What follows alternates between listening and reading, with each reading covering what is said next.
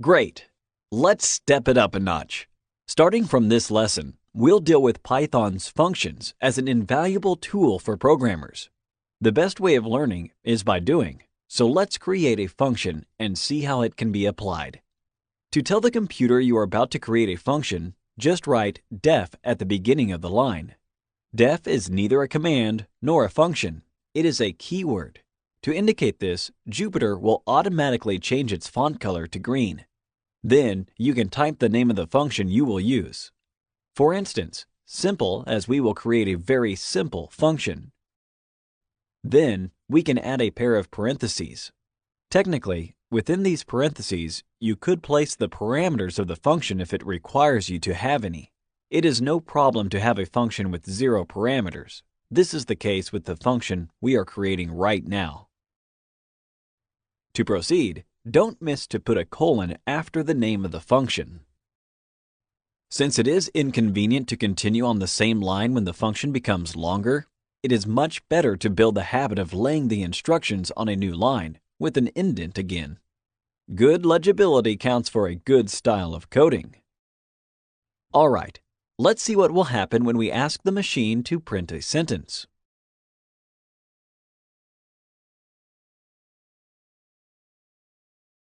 Not much, at least for now.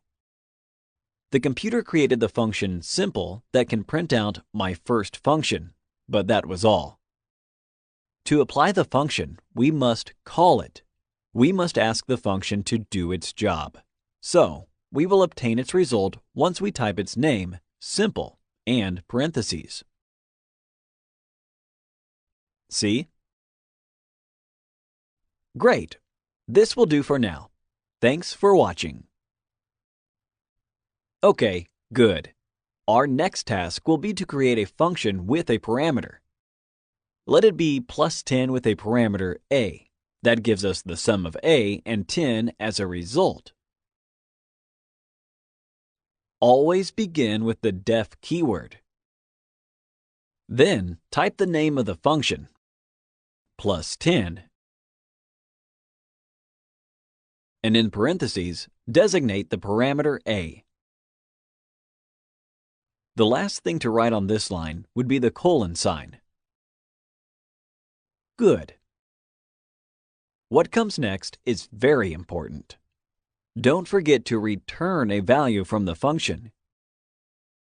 If we look at the function we wrote in the previous lesson, there was no value to return it. It printed a certain statement. Things are different here. We will need this function to do a specific calculation for us and not just print something. Type return a plus 10. This will be the body of this function. Now, let's call plus 10 with an argument 2 specified in parentheses.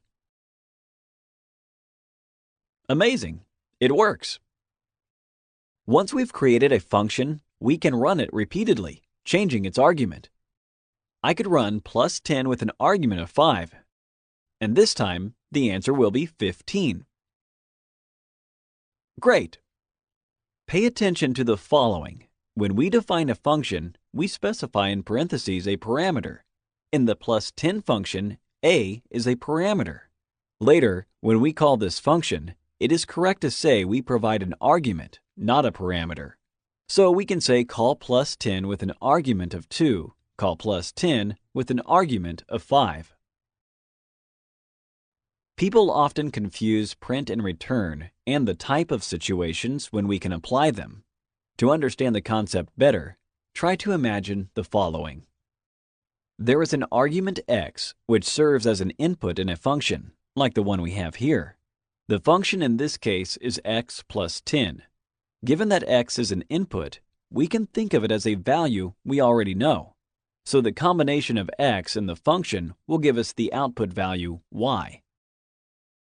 Well, in programming, return regards the value of y. It just says to the machine, after the operations executed by the function f, return me to the value of y. Return plays a connection between the second and the third step of the process. In other words, A function can take an input of one or more variables and return a single output composed of one or more values. This is why return can be used only once in a function. Therefore, we can say the concept of a function applies to programming almost perfectly. There are some extra advantages to consider. You could also assign a more intuitive name to a function, plus 10 or addition of 10, and the function will still run correctly. This is a sign of good design. On a sheet with 1,000 lines of code, if you call all your functions x1, x2, x3, and so on, your colleagues will be confused and utterly unhappy. Naming functions clearly and concisely makes your programming code easy to understand, and it will be accepted as one of good style. There is another way in which you could organize the definition of your function. Start by defining plus 10 with an argument of a and a colon.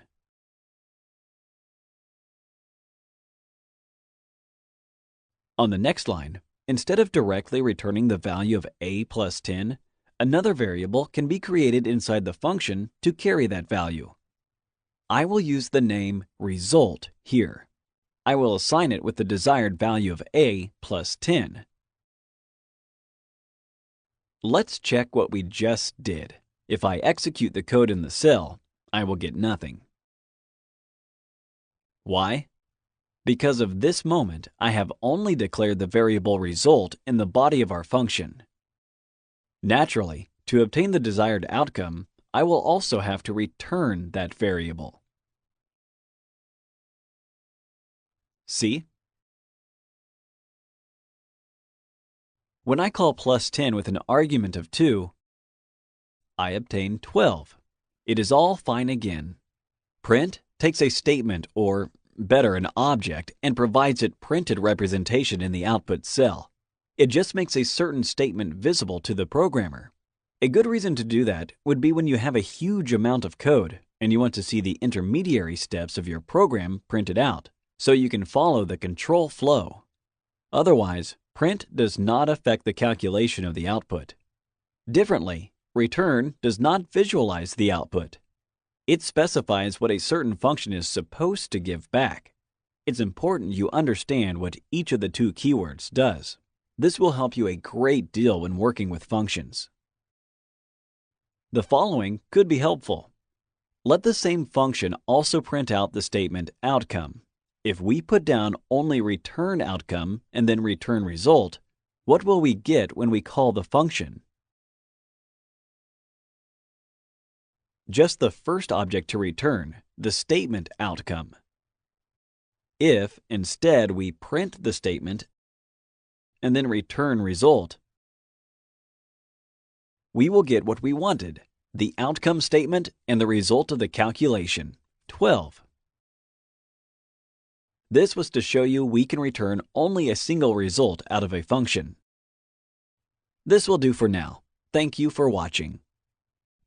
It isn't a secret, we can have a function within the function. For instance, let's define a function called wage that calculates your daily wage. Say you use working hours as a parameter, and you are paid $25 per hour. So, this should work. Okay, good. Notice, I don't technically need the print command here. I could print out the wage afterwards, but I don't really need to. So, I'll proceed this way, just returning the value I need. When you do well in a day, your boss will be very happy to give a bonus of $50 added to your salary. Hence, I'll define a with bonus function for you. And as a parameter, I will take again the working hours. But this time, I will allow myself to return directly the wage with working hours as an output, which would be the value obtained after the wage function has been run, plus the extra $50 you've earned. This is how the first function is involved in the output of the second one, a function within the function. Let's see what the output will be if you worked 8 hours today and the boss was very happy with your performance. wage with an argument 8 and with bonus with an argument of 8. Great! 200 of base compensation and 250 with the bonus. Don't forget to do the exercises after this lecture. This is the best way to reinforce what you've learned. We know how to work with if statements, and we know how to work with functions. In this lesson, we'll learn how to combine the two. This is a fundamental concept in programming, so please pay attention. You'll encounter it quite regularly when coding. Johnny's mom told him that, by the end of the week, if he has saved at least $100, she would give him an extra $10. If he did not manage to save at least $100, though, she would prefer not to give him the extra cash. Clear? Now, let's define a function called add10, which takes as a parameter the unknown m that represents the money Johnny saved by the end of the week. What should we tell the computer to do? If m is greater than or equal to 100, then add 10 to the saved amount. If it is not, return a statement that lets us know Johnny should save more. That is, if m is greater than or equal to 100, let m assume the value of m plus 10. Yes, it is what you saw. We have m on both sides of the equation, and that is perfectly fine. As a matter of fact, it is not an equation. Remember that the equality sign stands for assigning the expression on the right side to what is written on the left side. Let's complete the if part with return m. To sum up, logically, we mention m as a parameter. Then, we substitute its value with a greater value than m with 10. At the end, we say, from now on, return a value equal to the new m. Finally, in all other cases, for instance, save more. Johnny should learn it is a good habit to have some cash on the side, right? Let's see if our intuition was correct. Add 10 of 110. Good, 120. And if m was equal to 50, amazing! Everything is correct. When you think of it from a logical perspective, it makes sense, doesn't it? What would you use a computer for? To solve problems for you. And it can do that through functions. You'll most probably need to ask the machine to execute something if a given parameter is within certain limits, and ask it to execute another thing if the parameter is beyond these limits. Therefore, combining your knowledge about conditionals and functions in Python comes right on the money. Great! Just keep the pace for our next video. Thank you for watching. We are almost there. In this lesson, we'll learn how to work with more than one parameter in a function. The way this is done in Python is by enlisting all the arguments within the parentheses, separated by a comma. Shall I call the function we have here for, say, 10, 3, and 2?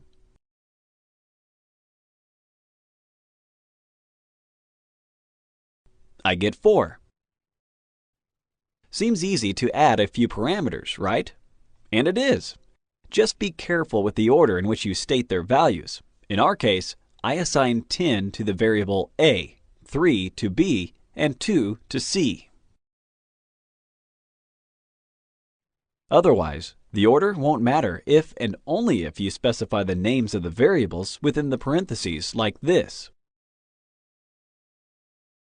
b equals 3, a equals 10, and c equals 2. And of course, we could obtain the same answer. 4. This is how we can work with functions that have multiple arguments. Awesome! Let's see what's next. When you install Python on your computer, you are also installing some of its built-in functions. This means you won't need to type their code every time you use them. These functions are already on your computer and can be applied directly. As a matter of fact, you saw examples of built-in functions in the lesson about data types. The function type allows you to obtain the type of variable you use as an argument. Like in this cell, type of 10 gives int for integer. The int, float, and string functions transform their arguments in an integer, float, and string data type, respectively. This is why 5.0 was converted to 5, 3 was converted to 3.0, and the number 500 became text. Great! Now, let me show you a few other built-in functions that are quite useful. Max returns the highest value from a sequence of numbers. This is why Max returned a value of 30 as an output in his cell. Good. Min does just the opposite. It returns the lowest value from a sequence. So, we get 10 in that cell over here. It is the smallest among 10, 20, and 30. Another built-in function, abs, allows you to obtain the absolute value of its argument. Let z be equal to minus 20. If we apply the abs function to z, the result will be its absolute value of 20. See? Perfect! An essential function that can help you a great deal is sum. It will calculate the sum of all the elements in a list designated as an argument. Consider the following list made of 1, 2, 3, and 4 as its data. When I type SUMLIST1, my output will be equal to 1 plus 2 plus 3 plus 4. The sum of these numbers equals 10. Round returns the float of its argument, rounded to a specified number of digits after the decimal point.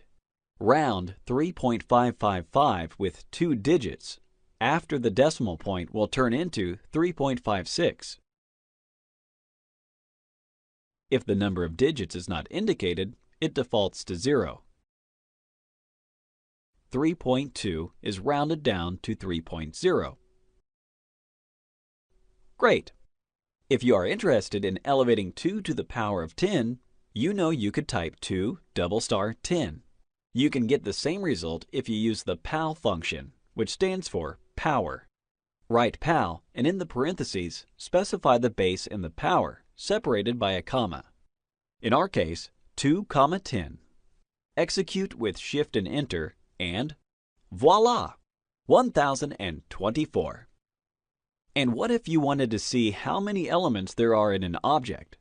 The len function, as in length, is going to help you do that. If you choose a string as an argument, the len function will tell you how many characters there are in a word. For instance, in the word mathematics, we have 11 characters. There are many other built-in functions in Python, but these are a few examples you will often need to use when programming. Thank you for watching.